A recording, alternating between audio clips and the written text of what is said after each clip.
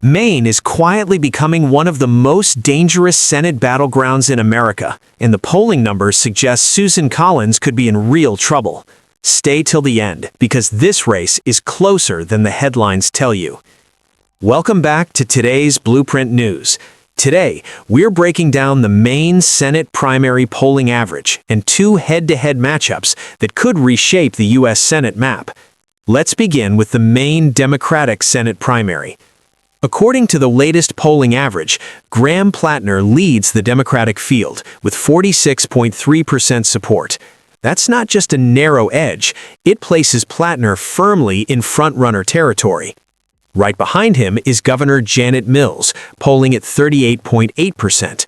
Mills brings statewide name recognition, executive experience, and a loyal Democratic base, but the numbers suggest she's still chasing momentum. The rest of the Democratic field remains far behind. Jordan Wood at 2.1%, Andrea LaFlamme and David Evans at 1%, and David Costello at 0.8%. This tells us one thing very clearly. The Democratic primary is effectively a two-person race. Now, let's shift to the Republican side. Here, there is almost no suspense at all. Senator Susan Collins dominates the Republican primary with a commanding 66%. Her closest challengers, Carmen Calabresi and Dance Mariglio, are both stuck at 1%.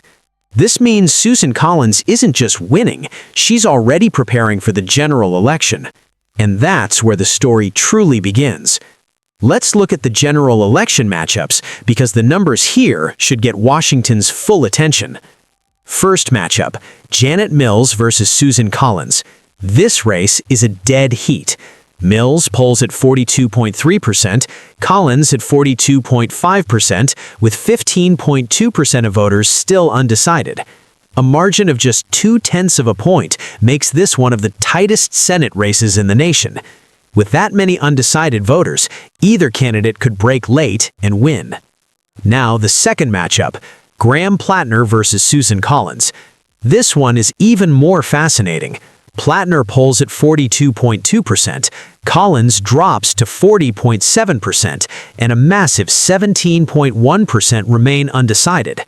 In this scenario, Platner holds a narrow lead, but more importantly, Collins falls below the critical 41% mark, signaling potential vulnerability. So, what does all of this mean? It means Democrats have a legitimate chance to flip Maine's Senate seat. It means Susan Collins is facing one of the most competitive races of her career.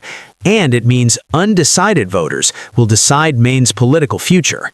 Remember, in a Senate that's often decided by 1 or 2 seats, Maine could determine which party controls committee chairs, which bills reach the Senate floor, and even which judicial nominees get confirmed.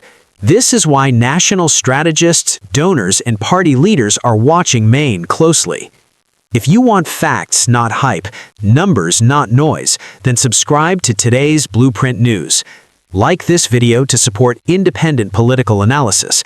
Comment below, who do you think wins, Mills, Platner, or Collins, and share this report, because informed voters shape democracy.